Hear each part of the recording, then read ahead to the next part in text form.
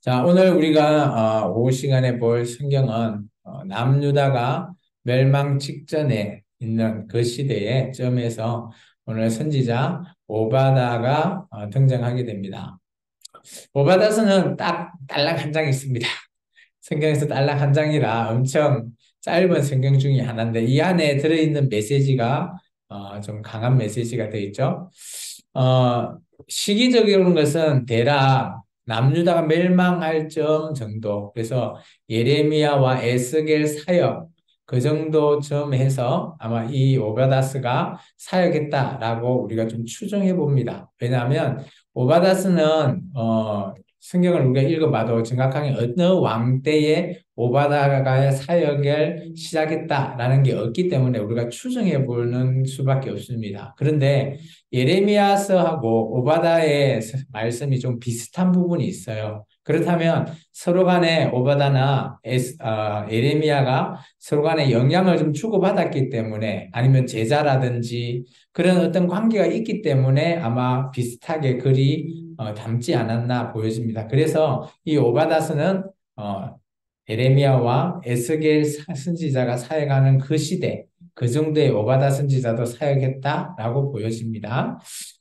다른 학자는 그렇지 않다. 오바다스가 저 뒤쪽에 있다. 뭐 이렇게 말할 수도 있죠. 아니면 앞쪽에 있다라고 말할 수는 있는데, 뭐 시기는 것은 성경에 기록해 있지 않기 때문에 얼마든지 주장할 수 있다고 봅니다.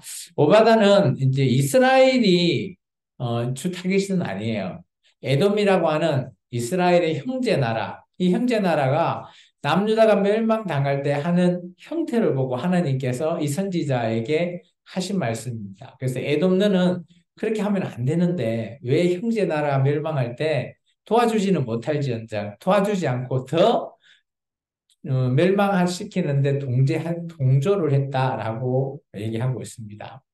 근데 오바다스는 그래도 형제인데 네가 그러면 되냐라는 거죠. 키워드는 크게 두 가지입니다. 첫 번째, 하나님께서는 나중에 언젠가는 우리가 행한 대로 갚으시겠다. 이게 에돔이 그죠? 그 행위가 너무 그죠? 하나님 보시기에 좋지 못하기 때문에 이도 네 행동대로 갚아주겠다. 보응해주겠다, 신원해주겠다라고 하는 하나님의 말씀이 있고요. 그리고 마지막에 에돔은 멸망당하지만 이스라엘은 회복될 것을 약속하고 있습니다. 우리 밑에 이 빨간색으로 되어 있는 거, 이 주제어 한번 같이 읽어볼까요? 시작. 하나님께서는 그 에돔에게 만국을 벌할 날에 보복해 주시고 언젠가 유다를 회복시킬 것이다.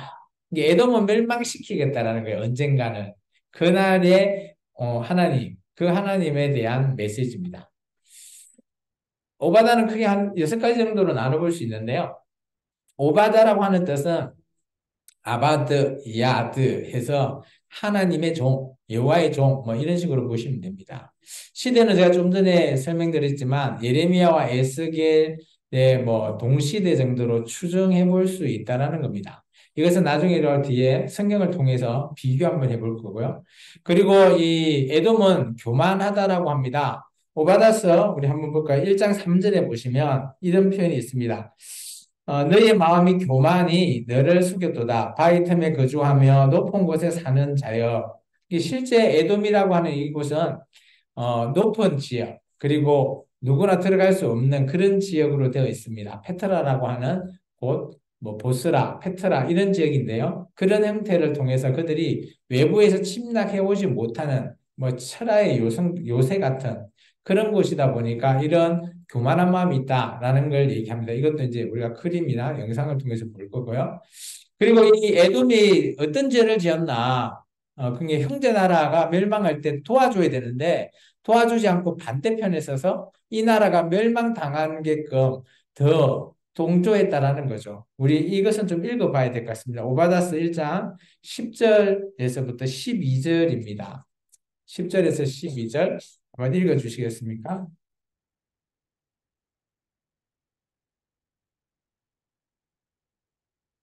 내가 내 형제 야곱에게 행한 포악으로 말미암아 부끄러움을 당하고 영원히 멸절되리라. 내가 멀리 섰던 날 곧 이방인이 그의 재물을 빼앗아가며 외국인이 그의 성문에 들어가서 예루살렘을 얻기 위하여 제비 뽑던 날에 너도 그들 중 한 사람 같았느니라.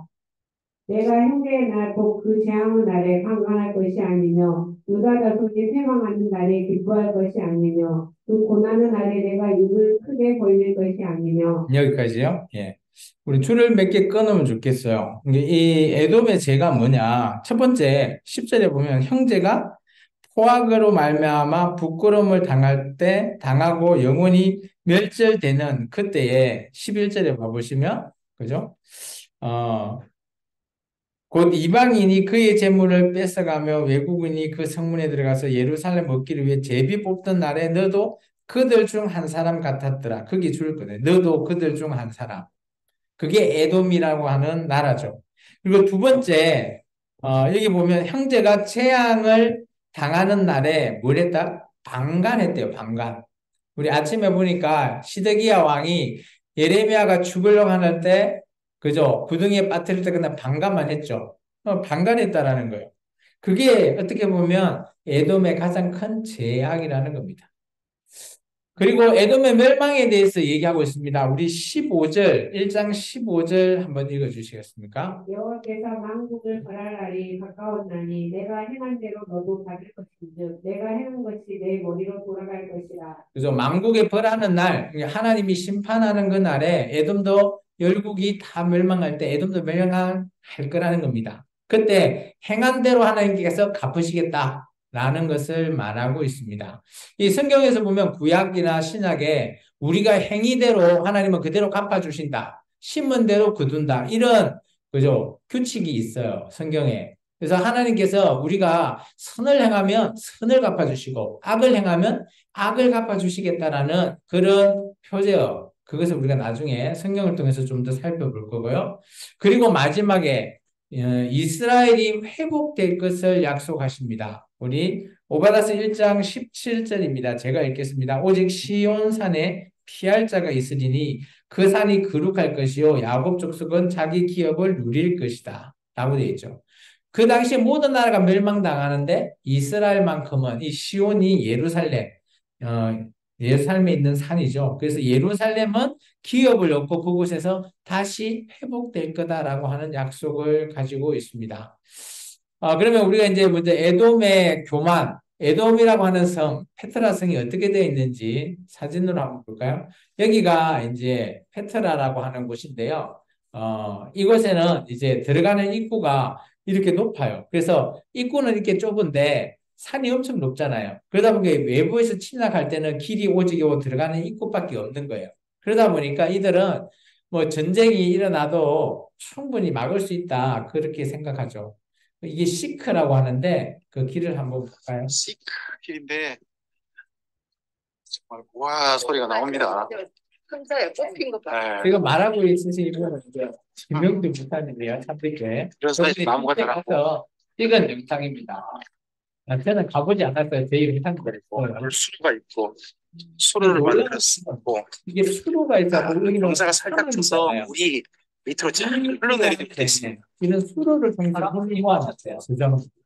어마어마한 수로가 있죠. 이게 에돔의 후예가 누군가 하면 헤롯 가문이에요. 예수님 때 신근 지은 그 가문이죠. 헤롯. 그게 에돔 족속이거든요. 하스보 청가에서 이게 유대인으로 할례를 받았지만 이들이 에돔 족속이에요. 에돔 족속은 이렇게 가보시면 요거 한번 볼까요? 그게 월전 경기장이거든요. 이걸 돌로 다 깎았어요. 페트라의 원형 포장입니다. 이게 원형을 바람 가르치는데 여기에 잘 보시면 구멍이 뚫려 있을 거예요. 이게 칩이에요, 칩. 여기 들어가지고 이렇게 요 구멍이 뚫려 있죠. 이쪽 안에 들어가서 산다고 하더라고요. 살았다고 하더라고요. 예. 이게 여기는 사막이에요, 사막. 그게 바람, 그 사막에 모래바람 이런 거 막을 곳이 없잖아요. 이런 데서 구멍을 뚫고 짓다 보니까 이렇게 건축이나 이런 데 뛰어난 그런 기술력을 가지고 있었다라고 합니다. 예, 안 무너지게 그런 게 짓는 게 기술이죠. 그래서 헤롯 대왕이 예수님 시대 때 성전을 계속 짓고 있죠. 이제 그런 성전을 짓는 그런 기술력을 보유했다고 합니다. 자, 그러면 우리가 이제 이 오바다하고 예레미야가 동시대다라는 것을 우리가 조금 한번 볼 건데요. 우리 오바다서 1장 2절에서부터 4절 한번 먼저 읽어 주시겠습니까? 오바다서 1장 2절에서 4절. 보라, 내가 너를 나라들 가운데 매우 작게 하였으므로 내가 크게 멸시를 받느니라. 너의 마음의 교만이 너를 속였도다. 바위틈에 건조하며 높은 곳에 사는 자여, 내가 마음에 이르기를 누가 능히 나를 땅에 끌어내리겠느냐 하니, 내가 독수리처럼 높이 오르며 그 사이에 깊으리지라도 내가 거기에서 너를 끌어내리리라. 여호와의 말씀이니라. 자, 이 말씀과 이제 이거 예레미야 49장의 말씀인데 이때 열국의 멸망 중에 에돔 편이에요. 에돔 멸망을 예레미야가 설명한 그런 부분인데 49장 14절에서 16절 우리 앞에 있죠? 같이 한번 읽어볼까요? 내가 여호와께로부터 오는 소식을 들었노라. 사절을 여러 나라 가운데 보내어 이르시되 너희는 모여와서 그를 치며 일어나서 싸우라. 보라, 내가 너를 여러 나라 가운데 작아지게 하였고 사람들 가운데서 멸시를 받게 하였느니라. 바위 틈에 살며 산 꼭대기에 점령한 자여 스스로 두려운 자인 줄 여긴과 내 마음의 교만이 너를 숙였도다. 내가 독수리같이 보금자리를 높이는데 지을지라도 내가 그리로부터 너를 끌어내리라. 이는 여호와의 말씀이니라. 하나님의 말씀을 직접적으로 예레미야 받았죠. 근데 잘 보면 제가 노란색으로 칠해놓으라고 우리 오바다스 2장 1장 2절부터 4절 내용을 보면 이 부분 똑같아요. 이게 중복돼 있잖아요. 그러면 요즘 같으면 표절인가? 물론 그럴 수도 있지만 서로 간에 영향을 주고받지 않았을까? 왜냐하면 제가 김병재 목사님의 그런 성경 강좌를 열심히 듣다 보니까 또 저도 이제 그것을 참조했었다 보니까 서로 간에 영향력을 좀 주고받죠. 그런 형태로 보면 되면 그러면 같은 시대의 사람이다, 동시대 사람이다라고 하는 것이 좀 추정이 되는 거죠. 이런 내용이 하나 더 있어요. 오바다스 1장 5절하고 예레미야 4장 49장 9절의 내용이거든요. 위에 1장 5절 먼저 한번 읽어주시겠어요? 혹시 도둑이 내게 이르렀으며 강도가 밤중에 내게 이르렀을지라도 만족할 만큼 훔치면 그치지 아니하였겠느냐. 혹시 포도를 따는 자가 내게 이르렀을지라도 그것을 얼마쯤 남기지 아니하였겠느냐. 내가 어찌 그리 망하였는고. 자, 이 말이 뭔가 하면 에돔이 그죠? 이 포도 따는 자, 이게 포도원에 보면 포도를 따잖아요. 수확하는 자가 포도를 거두는데 우리가 그 수확하러 가면 포도 그럴 때 한 방에 모든 걸 다 수확하지 않잖아요. 좋은 것만 수확하고 나쁜 거는 내버려 둘 거 아니에요. 근데 여기는 보면 그 포도 따는 자가 모든 포도를 다 수확해 버렸네. 남겨놓지 않았다라는 거예요. 이게 에돔이라는 나라를 그죠? 외부에서 바벨론이 와서 쳐버렸을 때 에돔이라는 나라가 마치 포도송이처럼 딱 다 따져버리는 그런 표현을 오바다스가 했는데 오늘 예레미야 49장 9절도 그런 표현합니다. 여기는 포도를 따는 자라고 오바다스는 얘기하지만 예레미야서는 포도를 거두는 자들 이런 표현을 썼거든요. 똑같았잖아요. 한번 같이 읽어볼까요? 포도를 거두는 자들이 내게 이르면 약간의 열매도 남기지 아니하겠고 밤이 도둑이 오면 그 욕심이 차기까지 멸하느니라. 모든 포도를 다 따버리겠다는 거죠. 이 에돔에 있는 모든 사람을 다 죽여버리고 그 안에 모든 것들을 다 가져가겠다라는 거죠. 표현이 어때요? 비슷하죠? 그래서 오바다스가 시기가 나와 있지 않지만, 아, 예레미야와 동시대 사람이다. 라고 우리가 좀 추정해 볼 수 있는 겁니다. 이게 더 추정이에요. 정확한 시기는 잘 알 수가 없습니다. 왜냐하면 우리가 이 선지자도 계시잖아요. 계시는, 그죠? 우리가 말씀을 보면 당장 내일 모레 일어난 것도 계시지만, 예언이지만, 한 100년 후에 일어날 일도 예언이잖아요.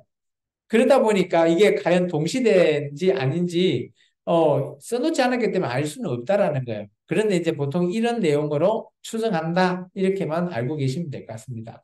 그리고 아까 우리 하나님께서 에돔을 멸할 때 15절에 보면 행한 대로 갚겠다라는 말이죠. 이게 성경에 구약이나 신약에 많이 등장합니다. 그 대표로 제가 한 두 개씩만 가지고 왔거든요. 구약 시편 62편 12절은 이렇게 이야기하고 있습니다. 읽어주세요.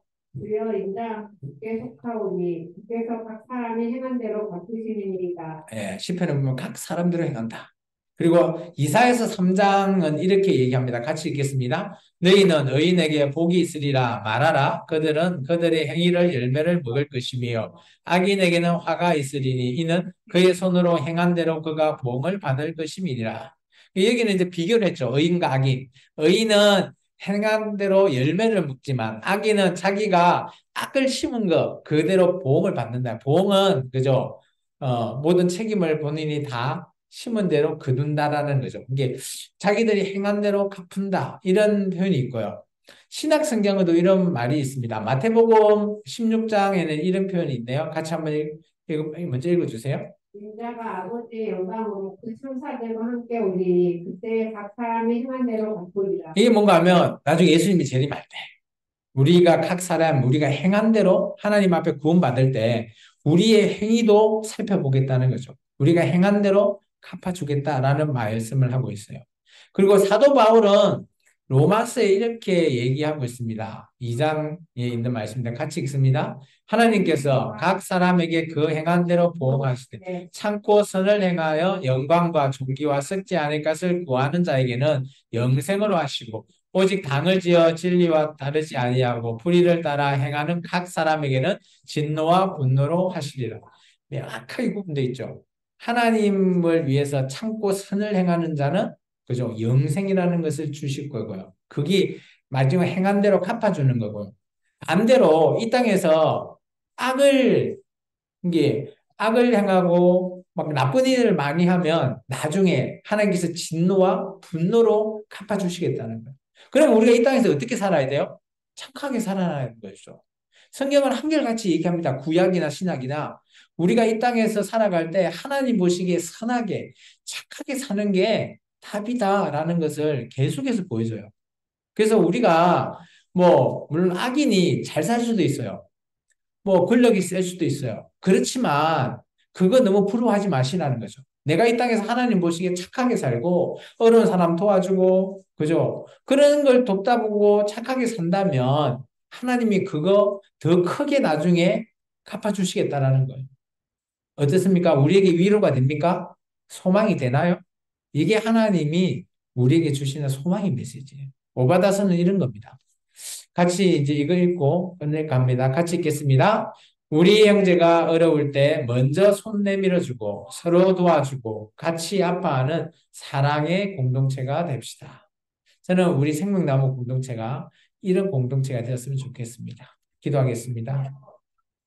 예, 하나님